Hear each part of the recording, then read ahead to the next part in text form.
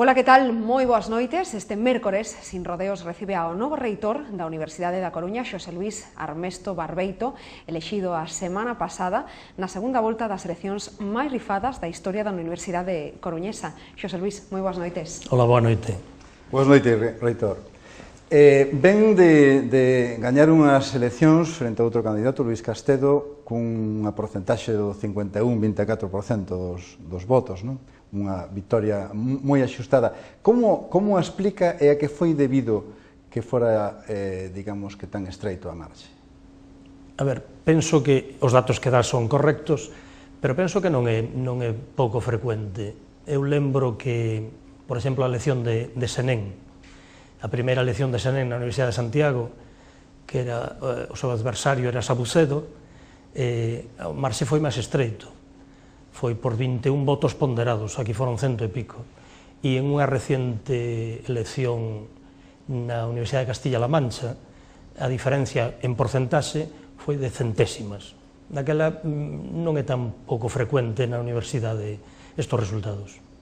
Si é verdade que o marxen foi máis estreito na Universidade da Coruña, nas tres eleccións que levamos na Universidade da Coruña.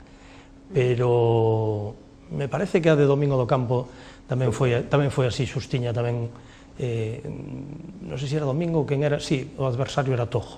E dou pé a un bon mandato? Penso que sí, penso que sí.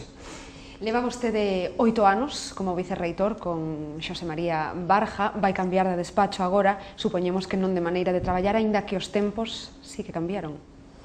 Sí, os tempos cambian en xeral en todo, na sociedade, con este mundo da globalización, e a universidade tamén vai mudando, e temos que adaptarnos, Dice que a universidade, esta institución centenaria, que temos moita inercia, que somos moi resistentes aos cambios, pero penso que eso forma parte da leyenda urbana.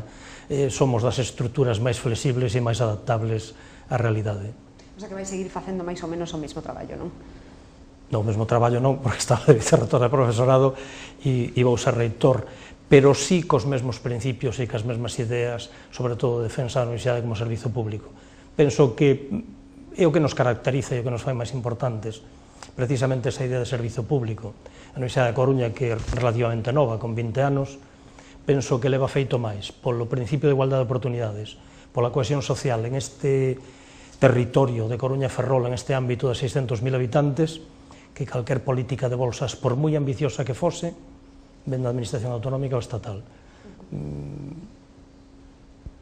A mellor non é a solución teórica máis doada, o da proximidade dos estudios para facilitar este principio de igualdade de oportunidades, pero na práctica sí o é.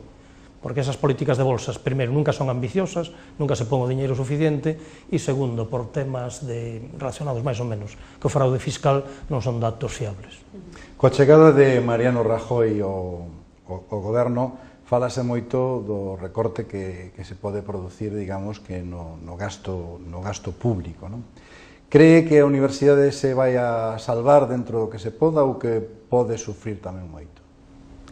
Si se fan recortes, sufrirá, como calquer outra parte da administración pública ou como calquer servizo público, pero sinceramente penso que unha falta de miras, unha certa miopía, se non se inviste máis, exixíndonos tamén contrapartidas e ser eficientes na universidade. Penso que todos os dirixentes políticos e os dirixentes sociais e empresariais, todos coincidimos no discurso de que o mellor investimento é en coñecemento e en formación. Pero falta por dar ese paso decisivo de investir realmente de forma importante. As porcentaxes de PIB que se invisten no sistema universitario galego están moi por baixo da media estatal e da media europea. Daquela non hai que ser ingenuos, nin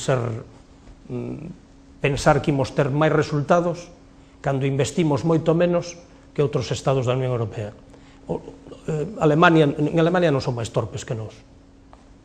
E se invisten máis para ter resultados, pois a mellor un bon modelo a seguir. O que si pode perigrar, o mellor son moitos dos proxectos que se poderían levar a cabo ou non por culpa do plan de financiamento da Xunta. Como valora vostede? Pode suceder, pero tamén a quen teña responsables de goberno, neste caso son eu na Universidade da Coruña, Para gobernar hai que elexir prioridades, hai que tomar prioridades, e eu o dixen ao longo da campaña electoral. Temos que preservar, que a palabra non me gusta moito, o capital humano, as persoas, que é o que leva máis tempo formar, ese personal cualificado, á espera de que veñan tempos mellores. E haberá que reducir posiblemente o gasto corriente, e haberá que reducir a mellor algúns gastos en infraestructuras, en algunhas obras que non poderemos que facer e que teremos que adiar. Pero atender a demanda social, atender aos estudiantes, que as axudas para estudiantes, para que non sexa a limitación económica o que controle o acceso á universidade, e os profesionais, tanto os profesores, personal, investigador e docente, como personal de administración e servicios, que costa moito cualificalo, eso temos que preservalo e ten que ser a nosa prioridade. No caso da Universidade de Santiago, coñeceronse xa queixas arredor dos retrasos nos pagos. Na Coruña hai os mesmos problemas ou non? Sí, a Xunta de Galicia está a demorarse nos pagos, e según nos informan, é porque o Banco de España tamén se está a demorar nos ingresos da Xunta de Galicia. Pero nós temos un equilibrio orzamentario, temos as contas saneadas, e non temos problemas a día de hoxe para pagar os provedores, estamos pagando con 30 días e estamos facendo frente ás nóminas. Pensamos que unha boa forma de defender os servicios públicos é tamén facer unha xestión eficiente e equilibrio orzamentario. Nunca optamos pola débeda. Esta decisión a tomamos en 2004. Fomos criticados. Penso que hoxe en día ninguén se atreve a criticar esa decisión. Penso que foi o correcto. Ademais, vostedes na Universidade da Coruña seguen ademais apostando por non endebedarse. Como pensan facelo? Como fixemos ata agora. Pero que agora non están as cousas como estaban hai uns anos, agora está moito peor. Sí, pois teremos que adaptarnos, pero se te endebedas é peor, porque despois hai que devolver as débedas e os xuros cada vez son máis importantes. A ver, na Universidade de Santiago é público, que este ano tuvo que devolver 8 millóns de euros entre capital e xuros. E penso que iso é peor para un servizo público. Pero, bueno, son opcións de goberno. Creen que o van a conseguir, entonces? Sí, desde logo imos empeñarnos en eso. Os investimentos en investigación, como pensa que van a manterse? A ver, está habendo problemas porque a Xunta de Galicia, o diñeiro que os concursos de proxectos de investigación este ano non os houbo. E a nivel estatal falase de recortes tamén. Precisamente eso nos leva a centrarnos na Unión Europea, que parece ser que polo menos por unhos anos os programas marco e o financiamento de proxectos europeos sí que van seguir adiante. Polo tanto, temos que priorizar e dirixir aos nosos grupos de investigación a que busquen financiamento na Unión Europea. En calquer caso, tamén teremos que buscar financiamento por parte de, espero, que a industria, as empresas, que tamén colaboren en proxectos de investigación e mellor sería que colaborasen pola vía do mecenato tamén aportando fondos, porque os contratos ou os convenios que son finalistas son para eso, pero para poder facer esos contratos, para poder facer transferencia de coñecemento, se non hai investigación básica, se non se financia a xeración de coñecemento, que costa anos conseguilo, non se pode transferir. Entón, sería bon que todos concluíramos que é necesario financiar tamén a investigación básica. Hai algunha postura común entre as tres universidades galegas, entre Vigo, Coruña e Santiago, para exixir un plan de financiamento que non poña en perigo realmente a existencia da universidade pública? Sí, en eso coincidimos as tres universidades. O que pasa é que tamén hai que ser conscientes da situación de crise que hai. Pero sí que temos que seguir tratando de convencer a sociedade a quen temos que convencer, porque é quen financia a universidade pola vía dos impostos. A administración autonómica ou a administración estatal non é máis que un mero intermediario. Se convencemos a sociedade de que é un bon investimento, os dirixentes políticos supoño que farán caso de lo que pide a sociedade. Como se fai eso? Como se convence a sociedade? Pois primeiro estando nós claramente convencidos que sí que estamos. Espero que casi todos, a comunidade universitaria, sí o está. E aproveitar estas ocasións como a que me brindades agora para transmitirlle á sociedade do importante que é investir en coñecemento. E é unha carreira de fondo e é algo a medio e a longo prazo porque isto non é un tema de rendimento inmediato.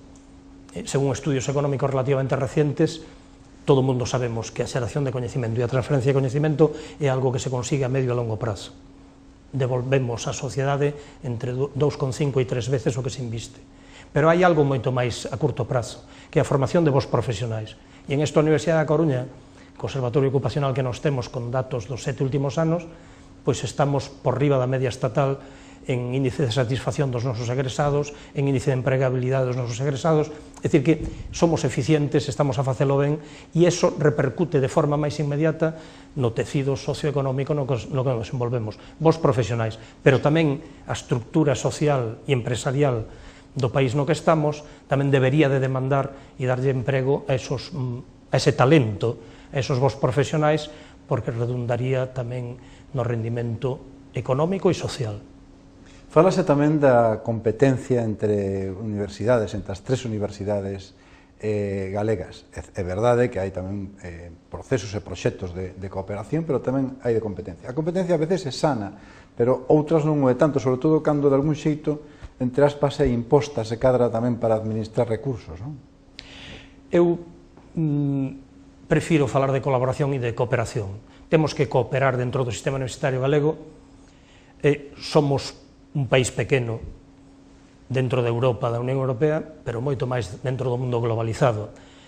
O noso presidente do Consello Social da Universidade da Coruña, que é directivo dunha multinacional, cando eu lle falaba de que era moi importante ter presencia en Europa, el me decía, en Europa non, no mundo. Estamos no mundo globalizado, hai que internacionalizar. É importante, por tanto, que colaboremos dentro do sistema universitario galego para poder competir, se esa é a palabra, fora do sistema e poñer en valor o que facemos e captar recursos dese famoso retorno da Unión Europea, dos Estados membros, que si imos xuntos, así o faremos. Hoxe desbloqueamos un tema que era a oficina que había en Bruselas que financiaba a Xunta de Galicia e que deixou de financiar. As universidades vimos que era un tema importantísimo. Imos a seguir tendo esa oficina en Bruselas como cabeza de ponte para os nosos investigadores e vimos financiar con fondos propios da universidade, xa que a administración autonómica non pode ou non o considera prioritario. Para nós, si é prioritario.